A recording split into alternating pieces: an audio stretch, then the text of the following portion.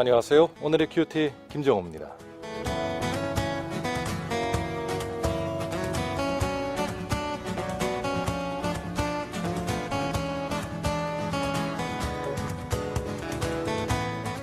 날이 확 풀렸습니다. 오늘 아침 출근길에 이래도 되나 싶을 정도로 풀린 날씨에 잠깐 당황했어요. 하지만 덕분에 10분간의 출근길이 최근 들어 참 즐거웠습니다. 출근하면서 이런저런 생각 참 많이 하죠. 일 생각, 동료 생각, 그리고 집에 지금 남아있는 제 반쪽 생각, 또 어서 빨리 바꿔야 될 제 휴대폰 생각, 이런저런 생각 참 많습니다. 그리고 주님 생각을 빼놓을 수 없습니다. 오늘은 출근길에 오 주님 나 주님을 더욱 사랑하기 원합니다. 이 찬양 흥얼거리면서 왔어요. 정말 주님을 많이 닮으면 좋겠습니다. 지금 현재 내 모습이 불만족스럽고 그리고 성경에 쓰여진 그 주님의 말씀처럼 예수 그리스도의 장성한 분량을 향해 정말 잘 달려가고 있지 않은 모습을 볼 때마다 참 주님만이 닮고 싶습니다. 주의 얼굴을 구하오니 주님만이 저를 도우실 수 있습니다. 이 고백이 절로 나옵니다. 오늘 아침에 일어나셔서 또 이미 일어나셔서 지금 출근길 또는 퇴근길 서두르고 계신다면 오늘은 내가 주님을 조금 더 많이 닮아보고 싶다. 이 마음 품고 일어나시면 어떨까 싶습니다. 함께 하시죠.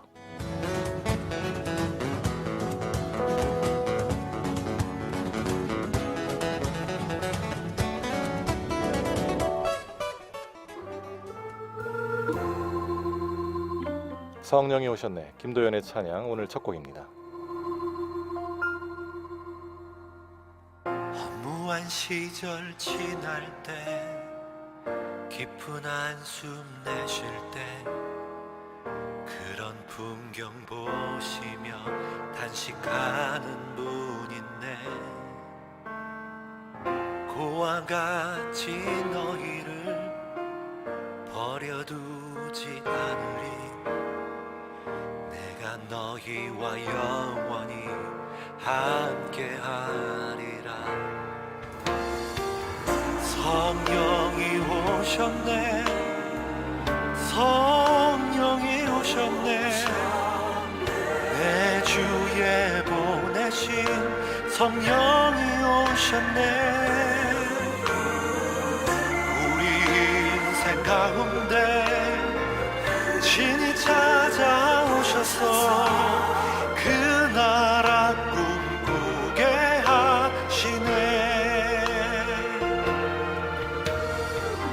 억눌린 자 갇힌 자 자유함이 있는 자 피난처가 되시는 성령님 계시네.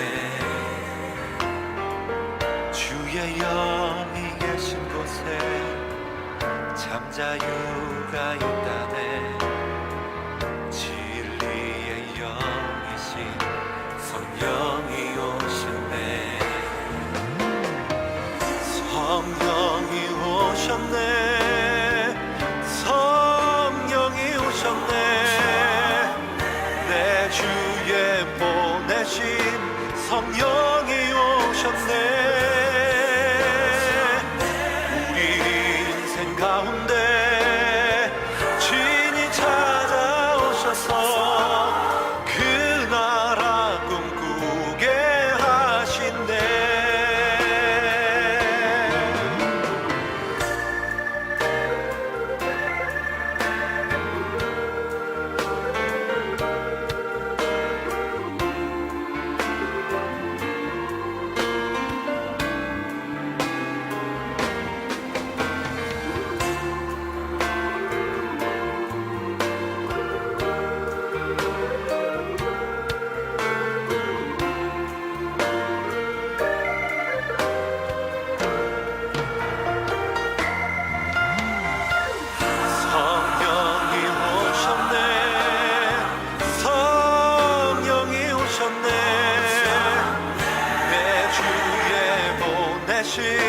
성령이 오셨네.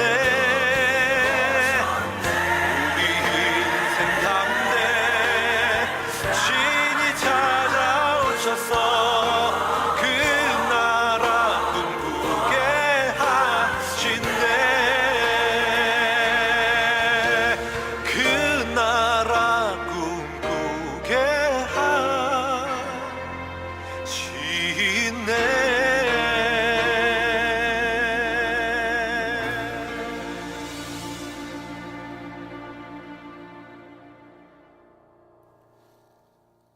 성령이 오셨네. 김도연의 음성으로 함께 나누었습니다. 성령이 오셨네. 성령이 오셨네. 어제도 아니고 그제도 아니고 오늘 또 성령이 오셨네. 그렇게 동행하는 하루가 됐으면 참 좋겠습니다. 오늘 첫 곡으로 보내드렸습니다. 자, 금요일이죠. 금요일마다 함께 하시는 포항성결교회 유승대 목사님 함께하고 있습니다. 목사님 반갑습니다. 반갑습니다. 목사님 오실 때 그래도 날씨가 좀 풀렸어요. 그렇네요. 예. 이 풀린 날씨에 조금 더 머리 회전도 좀 빨라지고 그럴 때 더 주님 생각 많이 했으면 좋겠다 이런 생각이 듭니다.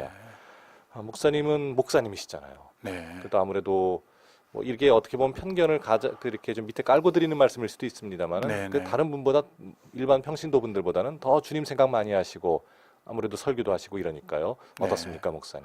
그렇죠. 이제 음. 그렇게 볼 수 있죠. 음. 근데 이제 다른 면으로는 예. 보통 사람에 비해서 부족하기 때문에 목사라도 안 시키면 주님도 생각 안 하고 예. 할 것 같아서 하나님이 코를 끼워가지고 목사하라고 예. 할 수도 있죠. 참 그 겸손한 고백이 음. 그래도 끝까지 또 주님께 쓰임 받는 그런 귀한 그 마음가짐이 아닌가 싶기도 합니다. 예. 자, 그건 또 저에게도 또 우리 모두에게도 해당되는 그런 겸손한 고백이 됐으면 좋겠습니다.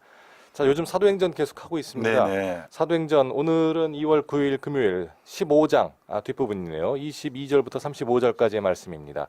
자, 먼저 우리 말씀을 듣고 그리고 돌아오도록 하겠습니다.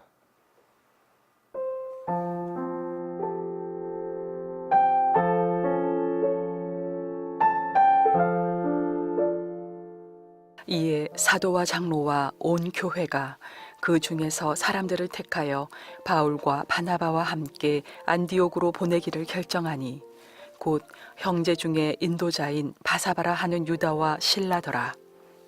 그 편에 편지를 붙여 이르되 사도와 장로된 형제들은 안디옥과 수리아와 길리기아에 있는 이방인 형제들에게 문안하노라. 들은즉 우리 가운데서 어떤 사람들이 우리의 지시도 없이 나가서 말로 너희를 괴롭게 하고 마음을 혼란하게 한다 하기로 사람을 택하여 우리 주 예수 그리스도의 이름을 위하여 생명을 아끼지 아니하는 자인 우리가 사랑하는 바나바와 바울과 함께 너희에게 보내기를 만장일치로 결정하였노라.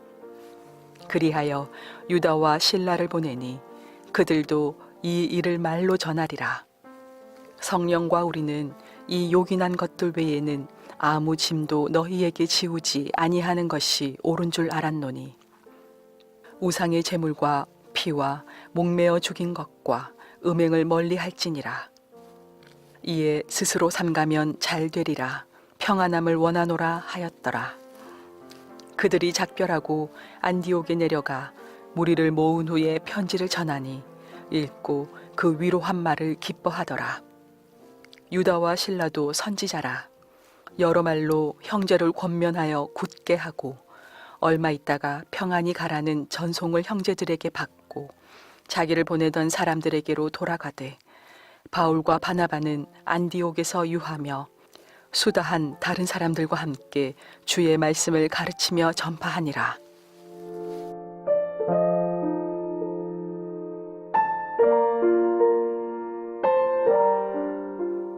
사도행전 15장 22절부터 35절까지의 말씀을 듣고 돌아왔습니다. 어제 이 첫 번째 예루살렘 공회, 첫 번째 총회 모임 네네. 가운데 이제 이 할 일을 행해야 되느냐, 새로 예수 믿은 이방인들이 네. 유대인들처럼 이제 할 일을 해야 되느냐 말아야 되느냐로 특별히 이제 바리새파 믿는 사람들, 그렇죠. 이 사람들이 이제 여러 가지 이유가 있었겠지요. 네. 그 이유를 가지고 뭐 편견일까요? 아니면은 뭐 기득권 터스일지, 아니면은 그 놓지 못했던 이제 그 관습의 찌꺼기일지. 하지만 여튼 그것을 가지고 믿는 사람들 안에 총회까지 끌고 들어와서 이제 여러 가지 네. 이야기가 있었지 않습니까? 네네. 그리고 총회장이라고 할 수 있는 야고보가 이제 우상의 더러운 것과 음행과 목매어 죽인 것과 피를 멀리 하라고 편지하는 것이 옳으니 이렇게 결론을 내렸는데 네네. 그 회의 결과로 이제 오늘 어떤 이제 액션이 취해지는 것 같아요. 그렇죠. 예. 근데 이제 본문에 들어가기 전에 예. 진짜 뭐 중요한 내용인데 하나 짚고 넘어가 보면 예, 예. 지금 이제 바울이 1차 전도 여행을 갔다 와서 안디옥 교회로 파송한 안디옥 교회로 돌아왔는데 거기 이제 유대에서 내려온 이 이제 지난날 율법을 믿다가 예수 믿게 된 분들이 예. 예수만 전하는 걸 보고 예수도 전해야 되지만 모세가 정해놓은 할례도 받아야 구원 얻게 된다. 이제 그러면서 소동이 일어나서 결국 모 교회인 예루살렘 교회까지 가서 예. 이 부분에 대한 정리를 해달라고 해서 이제 할례 안 받아도 된다라고 결론을 맺어서 예. 그분들이 이제 안디옥 교회로 가서 평정이 되는 이런 여정이거든요. 그렇죠. 자, 그럼 그만큼 유대주의자들이 굉장히 중요하게 봤던 이 할례라는 부분을 할례는 구약에서 할례 받지 못한 백성은 하나님의 백성이 아니고 예. 할례를 굉장히 중요하게 여긴 거죠. 그렇죠. 그럼 이게 뭐길래 그렇게 중요하게 여기느냐라는 그 먼저 본질적인 면을 이건 너무 중요한 내용이기 때문에 한번 짚고 넘어가야 될 필요는 사실 있죠. 그렇습니다. 그럼 할례가 뭐냐라는 거죠. 예. 할례가 뭐냐? 할례는 이제 창세기 17장에 이제 처음 나오는 내용이죠. 그렇습니다. 이게 할례가 왜 나오게 됐냐면 그 앞에 16장에 아브라함이 그렇게 75세 때 하나님의 말씀을 순종해서 본토 친척 아비 집을 떠나서 하나님이 가라는 땅으로 잘 가고 다 순종 잘하다가 약 10년이 지난 뒤에도 아기가 생기지 않자 기도 응답이 오래 안 되면 사람들이 좀 엉뚱한 또 행동들을 하는 경우들이 종종 있긴 한데 예. 이 아브라함도 그렇게 하나님 말씀만 믿고 순종했던 그가 사라의 말을 듣고 몸종 하가를 통해서 결국은 이스마엘을 낳아버리죠. 맞습니다. 그걸 갈라디아서 가면 그건 육의 자녀라고 말하죠. 예. 나중에 이삭은 이제 영의 자녀라고 믿음의 자녀라고 또 말하기도 하고 그래서 창세기 16장에 이스마엘을 낳아버린 것은 이건 하나님의 뜻하고는 완전히 반대이고 예. 글자들이 인간적 생각으로 그렇게 한 거죠. 그렇죠. 그래서 이스마엘을 낳을 때 아브라함의 나이가 86세더라 이렇게 하면서 창세기 16장이 매듭을 짓는데 17장 1절이 어떻게 시작되냐면은 아브라함 99세 때에 이렇게 그러니까 16장과 17장 사이는 무려 13년의 갭이 있습니다. 맞습니다. 그래서 하나님이 나타나셔서 너는 내 앞에 행하여 완전하라. 이게 첫 일성입니다. 내 앞에 행하여. 예. 너 왜 사라 앞에서 행했냐? 지금까지 너 내 앞에서 행하지 않았냐? 근데 너 왜 사라 말 듣고 사라 앞에서 행했냐라고 하나님이 내 앞에 행하여 완전하라 하면서 그러면서 하신 말씀이 이제부터 너희에게 태어나는 모든 그 족속들은 그 자손들은 할례를 행하라. 그러면서 너와 너 집에 있는 모든 종들까지 다 할례를 행하라고 하면서 그때 그러니까 인본주의적인 인간적인 방법을 쓰고 난 뒤에 생긴 제도가 할례라는 거죠. 그렇죠. 그럼 할례는 이 흐름을 봐서라도 딱 감을 잡을 수 있는 게 뭔가 인간적인 방법, 인본주의를 쓰는 것에 한번 따끔하게 몸에 각인을 시키고 그것이 아니라는 걸 계속 각인시켜 나가기 위한 하나의 제도가 할례구나라는 것은 대충 감을 잡을 수가 있죠. 그렇겠습니다. 자, 그럼 할례가 뭐냐면 남자아이가 태어나면 8일 만에 생식기 끝에 표피를 잘라주는 의식이 할례죠. 그렇죠. 근데 원어를 보면 표피만 자르는 것이 아니라 전부를 제거한다는 뜻이죠. 자, 이게 의미가 굉장히 깊습니다. 예. 그럼 전부를 제거해버리면 아기를 놓지 못하지 않습니까? 그렇죠. 그럼 하나님의 의도는 내가 너에게 주려고 하는 자녀는 육의 자녀가 아니야. 남녀를 통해서 너에게 자녀를 주려고 하는 게 아니야라는 메시지죠. 그래서 하나님이 사실은 사라의 경수가 끊어지고 아브라함도 남자의 능력이 없는 100살 때, 90살 때 이렇게 늦게까지 기다린 이유는 난 너에게 육의 자녀를 주려고 한 거 아니다. 그게 사실은 이삭은 어떤 의미로 남녀간을 통해서 꼭 태어났다기보다는 왜 이미 생리도 끊어진 상태이지 않습니까? 그렇죠. 이건 하나님의 능력으로 사실 주셨다고 볼 수가 있는 거죠. 그래서 영의 자녀라고 말하고 이제 믿음의 자녀라 말할 수 있죠. 예, 예. 자, 그래서 하여튼 이스마엘을 대표하는 가장 핵심은 육의 생각, 육의 소욕으로 빚어진 산물이 이스마엘이죠. 예, 예. 그러면 할례는 뭐냐면은 더 이상은 너 육의 자녀 낳지 말라는 어떤 사인이 그 부분을 제거해버리라라는 뜻의 큰 상징적 의미가 할례죠. 앞으로 너 후손은 제발 육적으로 살지 마, 인본주의로 살지 마. 라는 것의 사인이 할례라는 거죠. 음. 자, 이게 그럼 신약에 와서 정확하게 말해주고 있는 건데 예. 골로새서 2장 11절에는 뭐라고 하느냐면은 할례는 곧 우리의 육적 몸을 십자가에 넘기는 것을 할례라 이렇게 말하죠. 예. 육의 소욕을 십자가에 못 박아버리는 걸 할례라고 말하고 더 상세하게는 빌립보서 3장 3절에 보면 참 할례당이 누구냐? 예수 그리스도를 의지하고 예수 그리스도를 자랑하고 육체를 신뢰하지 아니하고 예. 성령의 이제 성령의 도우심을 받는 그가 곧 할례당이라 그렇죠. 이렇게 말합니다. 예. 그러니까 할례당에서 계속 배제되는 게 뭐냐면 골로새서 2장 11절이나 빌립보서 3장 3절에 육체를 신뢰하지 않는 거다. 이게 이스마엘이 육체를 신뢰해서 나와버린 거 아닙니까? 그렇죠. 그렇기 때문에 할례의 굉장히 큰 의미는 육을 의지하지 않는다. 인간적 방법을 의지하지 않는다. 그리고 예수만 자랑하고 성령을 의지한다는 예. 오직 주님만 의지하고 육은 의지하지 않는다는 굉장히 대표적인 어떤 의식이 바로 이 할례라는 거죠. 그렇습니다. 참 보면은 이 구약 전체를 통해서 예수 그리스도를 가리키는 그 손가락들을 많이 볼 수 있지 않습니까? 그렇죠, 그렇죠. 그러면 말씀을 들으면서 느끼는 것이 역시 이 할례가 예수 그리스도를 의지하는 십자가에 그 못 박히는 그 우리의 영적인 그 할례를 가리키는 그 예표인데도 불구하고 점점 사람들이 그 육신에 그 표하는 그 할례 자체에 목숨을 걸게 되는 그렇죠. 그 흐름이 보이네요. 그렇죠. 율법은 다 어떤 의미로 참 복음을 위한 그림자에 불과하다고 예. 히브리서 10장 1절에 말해놨죠. 율법은 그렇죠. 참 형상이 아니요 예. 그림자인데 예수 그리스도를 다 비춰주는 것에 음. 불과한 거고 그런 것인데 자 그러기 때문에 이 할례는 이제 그 다윗이 골리앗을 이기지 않습니까? 예. 이길 때 한마디를 합니다. 한마디 뭐라고 하느냐? 저 할례 없는 백성이라고 말합니다. 그렇죠. 그럼 할례 없다는 저 사람은 그러면 할례를 안 받았다는 말은 육을 의지하고 나온다는 거죠. 방금 할례 안 받았을 때 육적인 것을 의지하니까. 그러니까요.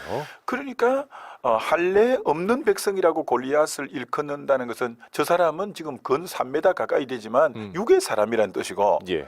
다윗이 왜 담대히 나갈 수 있냐면 이 영적 원리를 이미 깨달아 버린 거죠. 자기는 만군의 여호와 이름, 자기는 육의 힘으로 육으로 하면 자기는 목동인데다가 아직 소년인데다가 예. 갑옷이나 창도 가지지 않는 데다가 상대가 안 되죠. 육을 견주면. 그렇죠. 그러나 저 사람은 할례 받지 못했으니까 육으로만 나오지만 나는 만군의 여호와 이름으로 나가니까 할례 받지 못했다는 건 저 사람은 아무리 커 보여도 육밖에 없어. 보이는 저게 전부야. 예. 근데 나는 비록 보이는 쪽은 소년이고 목동이지만 내 내면에 나와 함께 하시는 건 만군의 여호와야라는 이게 글자 그대로 주님을 의지하는 믿음으로 나가는 거죠. 그러니까 뭐 상대가 골리앗이 될 수가 없잖아요. 하나님과 골리앗의 싸움이니까. 그렇습니다. 그래 승리하거든요. 예. 자, 이건 가나안 전쟁도 똑같은 원리로 합니다. 여리고 성을 무너뜨리기 전 장에 예. 여호수아 5장에는 길갈에서 전부 할례를 행하라고 합니다. 그렇죠. 아니 전쟁을 앞두고 할례를 행하라면 남자들이 근 1주일, 2주일을 꼼짝을 못하고 옛날 전쟁에는 기억나죠? 치명적인 거 아니겠습니까? 맞습니다. 그러나 이렇게 전쟁, 가나안 이 7족속과 전쟁을 앞두고 하나님이 명령한 것은 이제 전부 할례를 행하라고 하는 거예요. 그 말은 너희들 이건 육적인 전쟁이 아니야. 너희들 그걸 육적인 것은 십자가에 못 박아버려.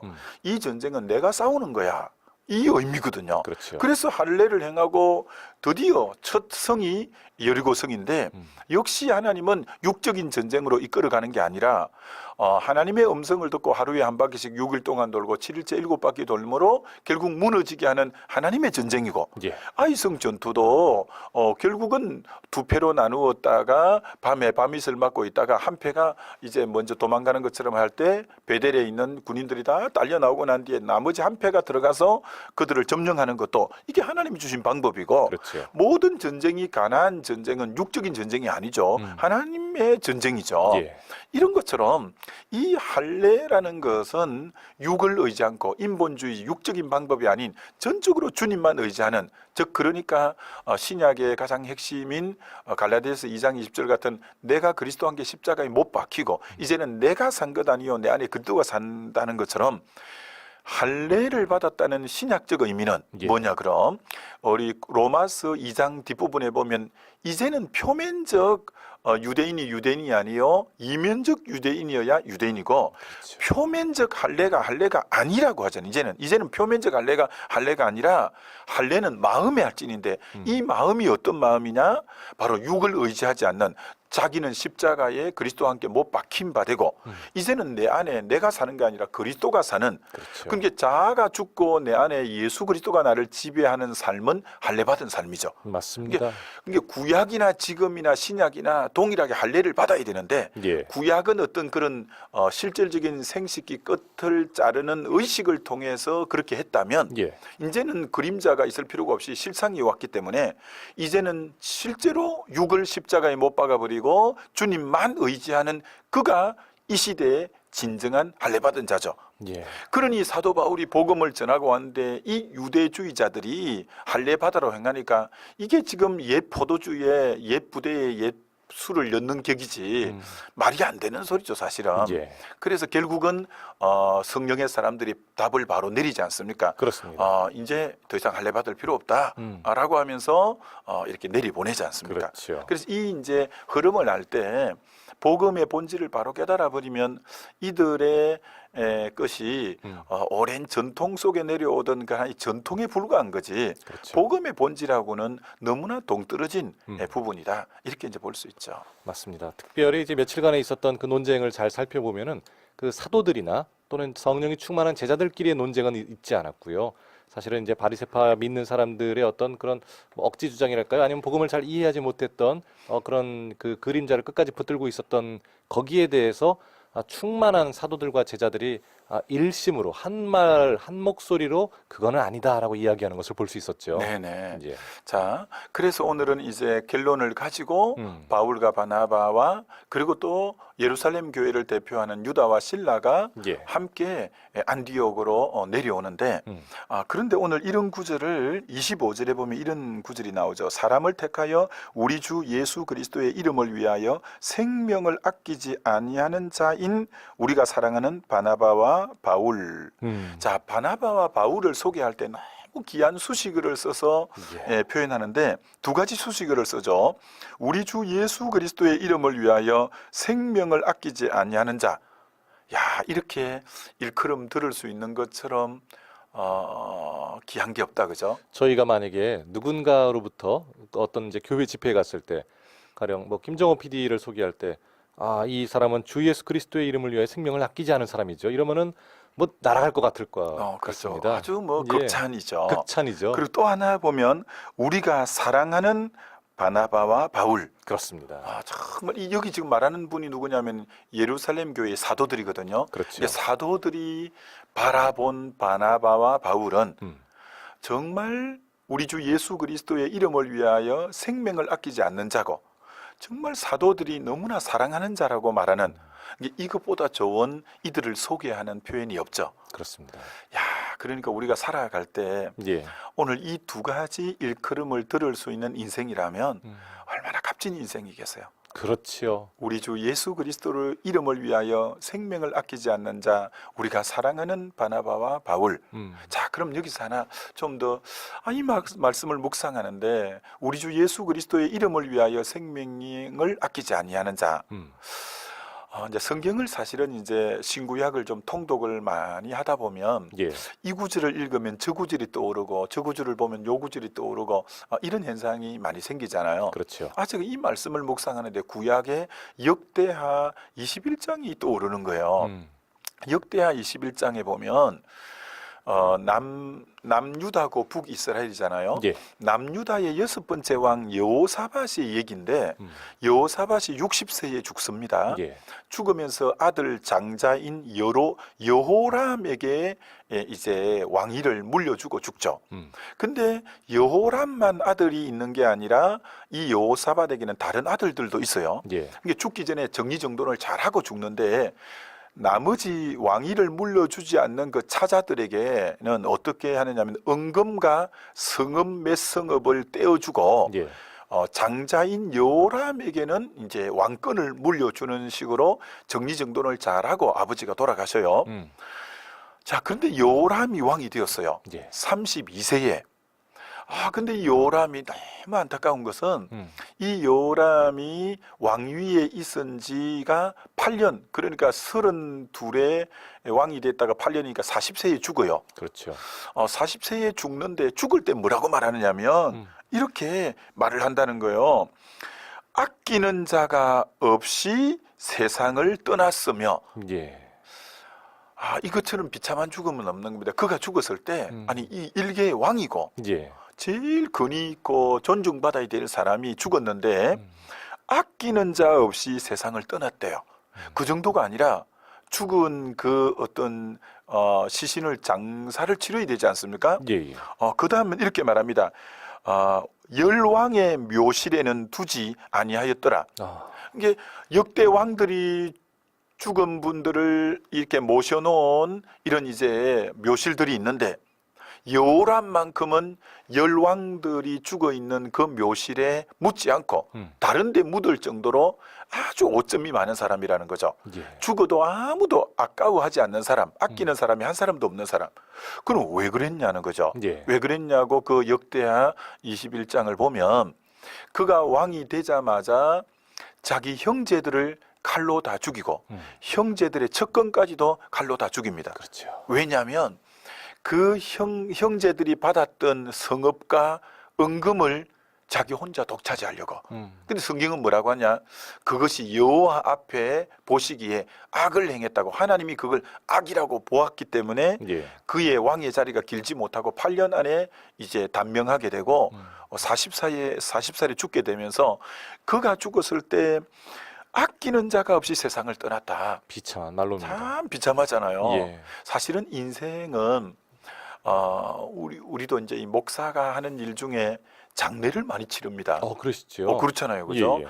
뭐 교회 이제 규모가 커질수록 장례 건수가 얼마나 많아요. 목사님들이 이 일정을 가끔씩 그 예고 없이 그 변경하실 때는 주로 장례시더라고요. 맞습니다. 예. 그래서 장례가 뭐 너무 많아서 저 같은 경우는 포항 안에서의 장례식만 가는 걸로 당회에서 아직 정했어요. 안 그러면 예. 시간을 너무 많이 빼앗기니까. 왜냐하면 성도님의 부모님, 또 성도님의 또 장인 장모님까지 다 합치면 이거 뭐 수가 너무 많으니까. 전국이지요. 예. 예. 그리고 전국이니까 그러면 뭐 하루를 통째로 이렇게 되고 뭐 이렇게 되다 보니까 하여튼 그런데 자, 그러다 보면 장례식에 갈 때마다 느끼는 것은 이분이 어떻게 살았는가를 마지막 장례식에 얼핏 볼 수가 있어요. 아하. 정말 진심으로 이분이 떠난 것을 안타까워하고 울어주고 끝을 보면 이분의 마지막 죽음을 보면 이분이 어떻게 살아왔겠다, 어떻게 살아왔다라는 게 거의 한눈에 딱 들어와요. 그런 것처럼 오늘 이 요람은 왕이 죽었는데도 아끼는 자 없이 세상을 떠났다는 거예요. 예. 참 서글픈데. 자, 그럼 반면에 오늘 사도 바울을 소개할 때 우리 주 예수 그리스도의 이름을 위하여 자기 생명을 아끼지 않는 자라고 했다고요. 그렇죠. 그럼 이는 어떻게 죽냐? 사도 바울은 어떻게 죽냐면은 로마 감옥에서 결국 참수를 당해서 죽죠. 예. 당시 로마에서 참수를 시키는 사람은 가장 흉악범들에게만 이 참수를 시켰다고 합니다. 예. 그러면 가장 흉악범으로 내몰려서 죽음을 맞이한 사도 바울인데 2000년이 지난 지금도 그를 아는 모든 사람은 그를 아끼고 그를 우르르 존경하고 예. 그가 쓴 13권의 서신을 그렇게 우리가 귀히 여기고 그를 존중하는 그러니까 결론을 이렇게 맺을 수 있는 거죠. 자기만 아끼다가 살아가 버린, 자기를 아끼려고 자기 명예, 자기 부, 자기 권력만 지키려고 자기만 아끼다가 형제들도 다 죽이고 척건들도 죽이고 있다가 아끼는 사람 없이 세상을 떠난 요람과 같은 인생이 이 땅에는 있고, 예. 그리고 자기 생명을 주를 위해서 아끼지 않고 끊임없이 주를 위해서 살다가 이 땅을 떠날 때 비록 그가 흉악범 취급을 받고 참수를 당했을지라도 2000년이 지난 지금까지 우리가 그를 아끼고 그를 존중하고 그를 귀히 여기는 것처럼 예. 이게 우리 인생은 딱 두 가지입니다. 자기만 아끼다가 떠나가서 아무도 그를 아끼지 않는 사람이 없이 아끼는 사람이 없이 서글프게 세상을 떠나는 한 부류의 사람과 주를 위해서 그렇게 아끼는 생명까지도 아끼지 아니하고 달려가다가 그의 죽음을 모두가 아끼고 하나님도 그를 기히 아끼고 예. 사람들도 아끼는 그런 인생. 그러려면 오늘의 내 삶이 나만 아끼는 삶인지 아니면 주를 위해서 내 생명을 아끼지 않는 그런 삶을 사는지 좀 점검해보는 아침이 되면 좋겠죠. 이 점검이야말로 오늘 정말 내가 주님 이 예수 그리스도의 이름을 위하여 생명을 아끼지 않은, 그리고 누군가에게 사랑을 받는 이 공동체 이 모습이 우리 안에 있는지 잘 점검했으면 좋겠습니다. 자, 먼저 우리 성경 퀴즈를 한번 드리면서 그리고 이야기를 좀 더 나눴으면 좋겠어요, 목사님. 네, 오늘 참 사도 바울의 그 인생에 오늘 두 가지 속에 예. 너무 그 아름다운 수식어가 앞에 있었는데 사도 바울은 무엇까지도 주님의 이름을 위해서 무엇까지도 아끼지 않은 자라고 예. 표현했을까요? 객관식입니다. 첫째는 생명도 아끼지 않는 사람, 두 번째 돈도 아끼지 않는 사람. 둘 다 상당히 중요한 것 같습니다만 그렇죠. 특별히 하나가 더 있죠. 성경에서는 무엇을 아끼지 않았다고 표현했을까요? 그렇습니다. 자, 우리 주 예수 그리스도의 이름을 위하여 1번 생명을 아끼지 않은 자일까요? 아니면은 예수 그리스도의 이름을 위하여 돈을 아끼지 아니하는 자일까요? 이 바나바 그리고 바울을 소개했던 사도들의 이 엄청난 말이었습니다. 자, 정답을 아시는 분은 지금 바로 문자 그리고 카카오톡 플러스 친구로 보내주시기 바랍니다. 문자는 단문 50원, 장문 100원의 정보 이용료 있고요. 샵 9030번으로 정답과 또 여러분들의 묵상 나눔도 함께 보내주시기 바랍니다. 지금 카톡 플러스 친구 무료로 보내고 계신 분들 많으시죠? 카톡 들어오셔서 포항 극동방송 검색하시면 플러스 친구가 뜹니다. 친구 추가 한번 하시면 되고요. 그 다음부터는 일상적인 카톡을 보내주시지 정답과 묵상 나눔 보내주시면 되겠습니다. 그리고 오늘의 큐티를 다시 들을 수 있는 유튜브 링크는 올해부터는 카톡 플러스 친구를 통해 신청하시는 분들에게 보내드리고 있습니다. 자, 지금 바로 문자 그리고 카톡 플러스 친구로 정답 보내주시기 바랍니다. 사도들이 이 바울과 바나바를 보낼 때 이렇게 소개했습니다. 예수 그리스도의 이름을 위하여 이것을 아끼지 아니하는 자. 1번 생명을 아끼지 아니하는 자, 2번 돈을 아끼지 아니하는 자. 정답 보내주시고요.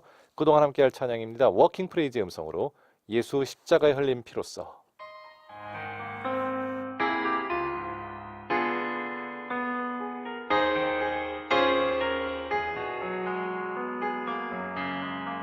예수 십자가에 흘린 피로써 그대는 씻기어 있는가. 더러운 죄 희게 하는 능력을 그대는 참으지 하는가. 예수의 보혈로 그대는 씻기어 있는가.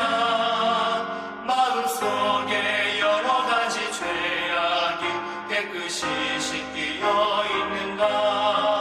주 예수와 밤낮으로 늘 함께 그대는 행동을 하는가. 아무 때나 어디서나 그대는 십자가 붙들고 있는가. 예수의 보혈로 그대는 씻기어 있는가. 마음속에 여러 가지 죄악이 깨끗이 씻기어 있는가. 주님 예수 다시 올 때 그대는 영접할 일복이 있는가. 그대 몸은 거룩한 곳 천국에 들어갈 준비가 됐는가. 예수의 보혈로 그대는 씻기어 있는가. 마음속에 여러 가지 죄악이 깨끗이 씻기어 있는가. 모든 죄에 더러워진 예복을 주 앞에 지금 다 벗어서 샘물같이 솟아나는 보혈로 눈보다 더 이게 씻으라. 예수의 보혈로 그대는 씻기어 있는가. 마음속에 여러 가지 죄악이 깨끗이 씻기어 있는가.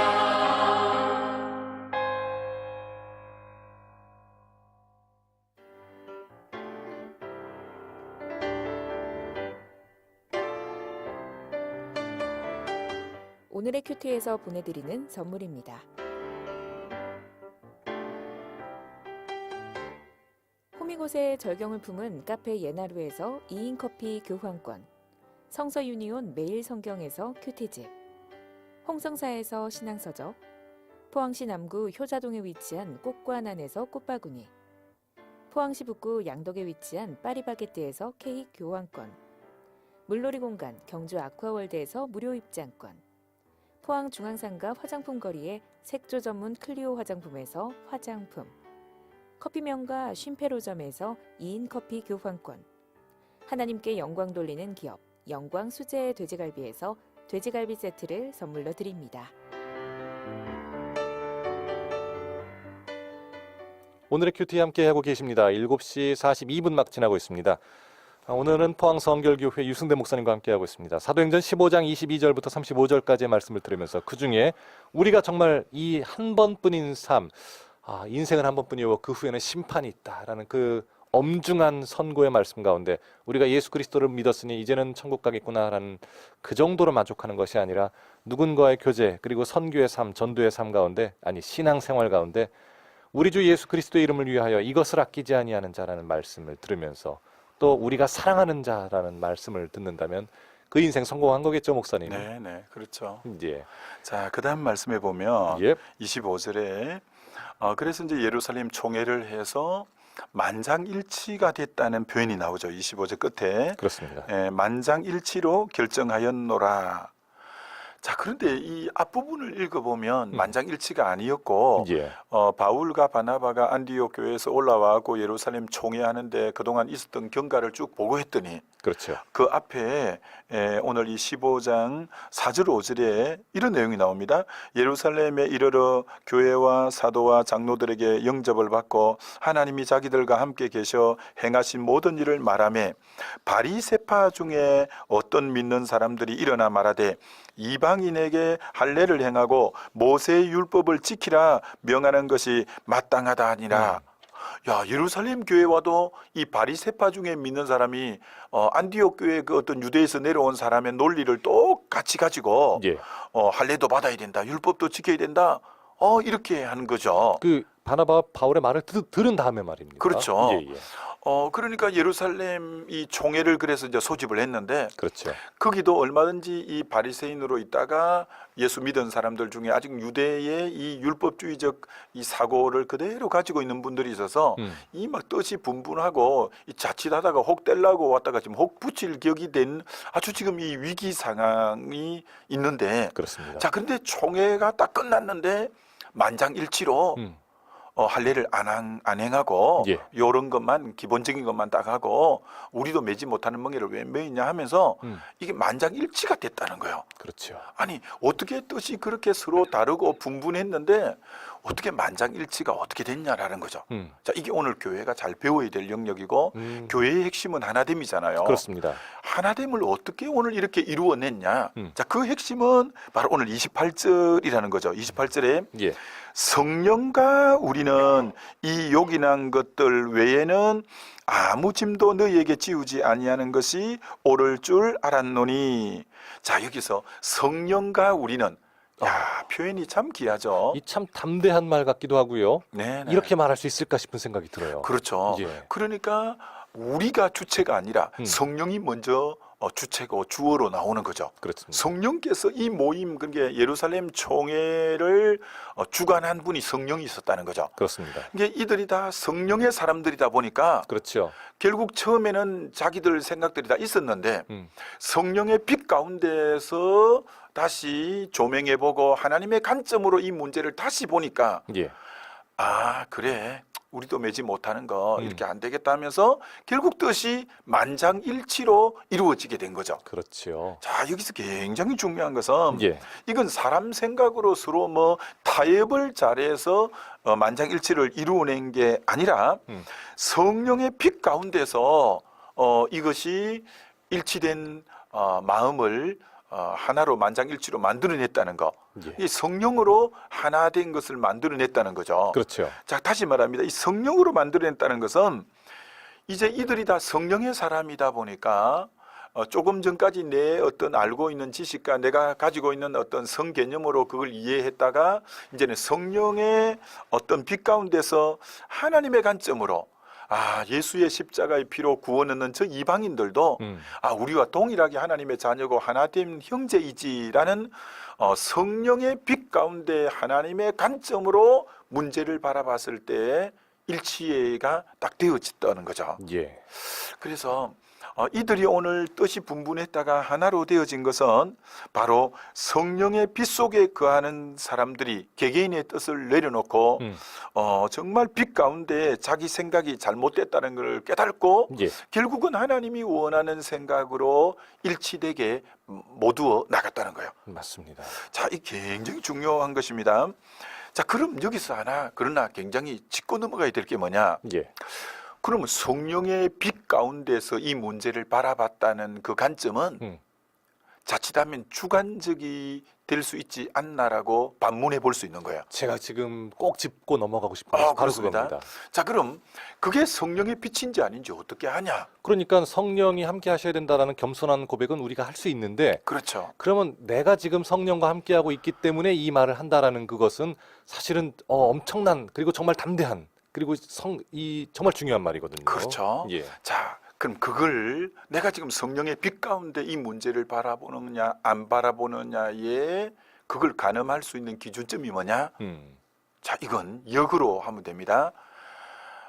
그렇게 해서 결론을 맺은 것이 예. 성령의 열매를 보면 그게 성령의 빛 가운데서 결정한 건지 안 한 건지는 그 뒤에 성령의 열매가 맺어질 때는 예. 그게 성령의 빛 가운데 결정한 거예요. 자, 그렇죠. 그럼 다르게 표현하면 그럼 성령의 열매가 뭐냐 하면 성령의 열매는 사랑으로 행하는 거고 예. 성령의 열매는 하나 되고 합평케 하는 것이고 이게 성령의 열매잖아요. 예. 결국 이들이 만장일치라는 사랑 가운데 하나됨을 이루는 것을 볼 때 이들은 성령의 빛 가운데서 분별하고 뜻을 모든 것이 바른 성령의 빛 가운데에서 결론을 모았다는 게 증명되어지는 게 그게 바로 열매가 사랑으로 나타났고 열매가 화목으로 나타났고 열매가 일치됨과 하나됨으로 나타난 것을 그 성령의 열매가 맺어진 걸 볼 때 예. 성령의 빛 가운데서 결정한 것이라는 것을 알 수 있는 거죠. 그렇죠. 자, 이건 굉장히 중요한 겁니다. 그래서 예. 교회 안에서 이것을 이루어 갈 때 성령의 조명 안에서 그 문제를 가되 언제나 그것은 결론이 어떻게 맺어지냐면은 성령의 열매인 사랑으로 일치되어지는 거고 하나됨으로 일치되는 거고 예. 합평과 화목으로 묶어지는 결론으로 성령 안에서의 결론은 그렇게 되게 되어 있어요. 예. 이게 굉장히 중요한 문제입니다. 그게 바로 성령 안에서 행했느냐 안 행했느냐. 그러니까 그 당대 사실 유대인과 이방인이 하나 된다는 것은 이건 뭐 지금 진보와 보수가 하나 되는 것보다 훨씬 더 골이 깊은 거거든요. 물과 기름의 관계죠. 그런데도 이 성령의 조명 안에서 하나님의 관점으로 보고 성령의 열매를 볼 때 성령 안에서 온전히 일치된 걸 맞는 거예요. 예. 자, 이것을 오늘 우리 현실에 한번 약간 접목해 봅시다. 참 이건 이제 민감한 사안이지만 참 사실은 민감한 사안일수록 기독교적 가치관으로 답을 내줘야 될 것이 오늘 교회의 사명이죠. 그렇죠. 사실 지금 우리나라가 지금 가면 갈수록 진보와 이 보수의 이 대립이 더 이제 더해지는 양상을 우리가 지금 이 민족이 지금 겪고 있잖아요. 맞습니다.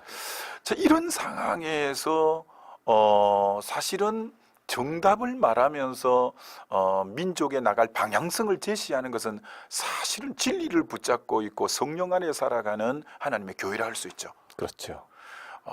정말 이 중요한 문제죠. 예. 자, 그럼 우리 한 번 정도 생각해 보자는 거죠.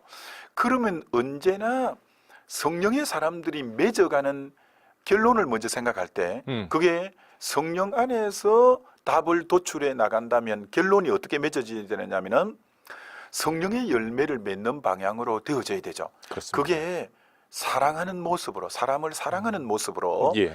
그리고 하나됨을 이루어가는 모습으로, 화목하고 화평한 모습으로 결정을 해가는 것이 성령의 열매를 맺는 모습이잖아요. 예. 자, 그런 이제 대전제를 가지고 항상 문제를 풀어가야 되는데 그게 만약에 폭력이나 어떤 뭐 그걸 아주 그 악한 방법을 통해서 결국은 성령의 열매인 하나됨이나 사랑함이나 인간 존중이나 배려나 이런 것이 아닌 반대 방향의 열매가 맺어진다면 예. 그건 절대 성령의 방법은 아니라는 거예요.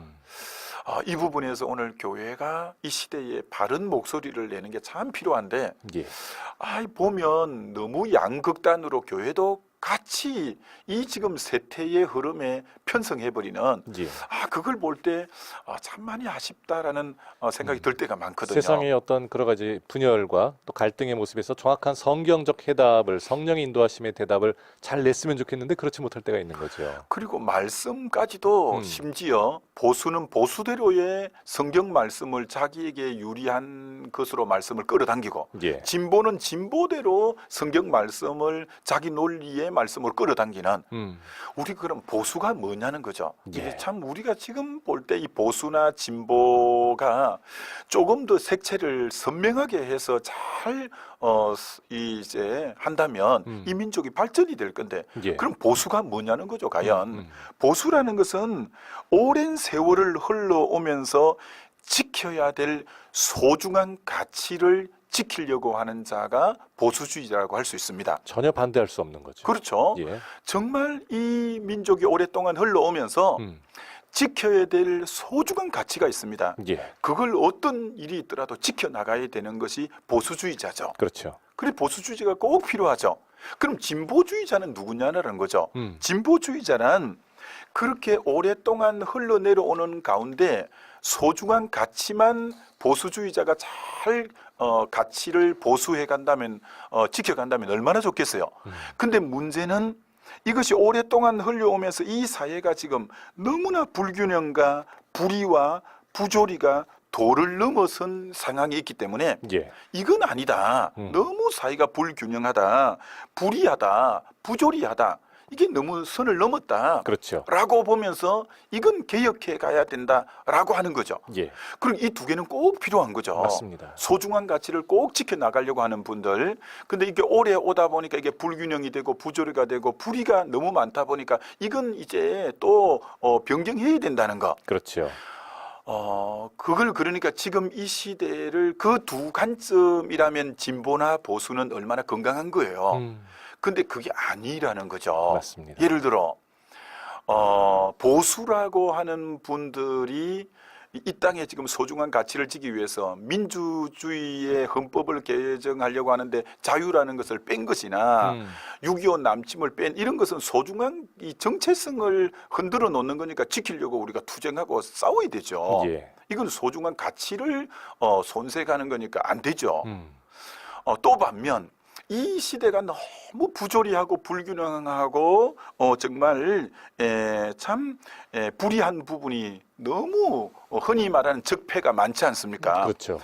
적폐는 분명히 청산돼야 되지만 자칫 적폐라는 이름으로 이것이 정치 보복을 해버려서 진짜 적폐를 청산하는 것이 아닌 예. 적폐라는 이름만 내걸고 정치적인 힘을 도리어 오래 어떤 장기 집권을 위한 마치 보수 말살 모습으로 비추어진다면 적폐는 퇴색해버리고 예. 진짜 이번 기회가 오랫동안 불균형과 부조리와 불의를 청산하는 계기가 된다면 누가 뭘 하겠습니까? 그렇죠. 근데 그 미명하에 정치 보복을 한다든지 이런 이제 잘못된 방향으로 나가버린다면 그건 국민이 동의할 수 없는 거죠. 그러니까 제가 보니까 보수도 너무 그 가치 수호에는 초점을 맞추되 이 불균형과 부조리와 이 불합리하고 이 어떤 불의의 부분에는 눈 감는 부분이 좀 안타깝다는 거고 예. 진보라는 쪽은 방금 이런 귀한 부분은 적폐를 청산은 해야 되지 예. 적폐 청산이라는 이 미명하에 또 다른 어떤 걸 꿍꿍이를 하는 게 보일 때는 재미가 없다는 거죠. 그렇죠. 근데 이것을 그럼 균형을 누가 잡아야 되느냐? 교회가 나가서 사회에 참여를 하면서 건강한 보수, 예. 건강한 진보를 만들어 나가는데 교회가 치우치지 말고 이제 나가야 될 목소리를 내야지 예. 무조건 보수에 편성하고 진보에 편성해서는 그들이 바른 보수, 바른 진보의 색깔하고는 또 조금 다른 모습이 있는 것이 안타까운데 그렇습니다. 교회가 분별 없이 이제 또 들어가는 부분은 아쉽다 이런 면이 있죠. 사실 우리야말로 말씀이야말로 또 성령의 인도하심이야말로 사랑으로 하나 되는 모습, 보수와 진보가 어우러가는 모습을 우리가 잘 또 만들어내갈 수 있겠습니다. 그렇죠. 성령의 빛 가운데 약간 맺어지는 것은 그렇죠. 진짜 사람을 존중하고 사랑하고 하나됨 연합을 만들어가는 결과가 교회가 주장하는 예, 방향성이죠. 그렇습니다. 예, 예. 자, 오늘 성경 퀴즈의 정답입니다. 오늘 성경은 주 예수 그리스도의 이름을 위하여 우리가 생명을 아끼지 않은 자는 거죠. 정말 1번 생명을 아끼지 않는 자. 지금 정답 많이 맞췄는데 시간이 없습니다. 오늘 처음 참여하신 3414번님께 선물 보내드리도록 하겠습니다. 선물 받을 주소와 성함 다시 한번 문자로 보내주시고요. 목사님, 오늘은 시간이 없어서 여기서 인사를 드리도록 하겠습니다. 정말로 오늘 이 사도행전 15장 22절부터 35절까지의 말씀을 들으면서 우리가 성령 안에서 하나 되는, 그리고 성령과 동행하는 우리가 됐으면 좋겠습니다. 네. 지금까지 포항성결교회 유승대 목사님이었습니다. 목사님 감사합니다. 감사합니다. 자, 저도 여기서 인사드리겠습니다. 김정우였습니다.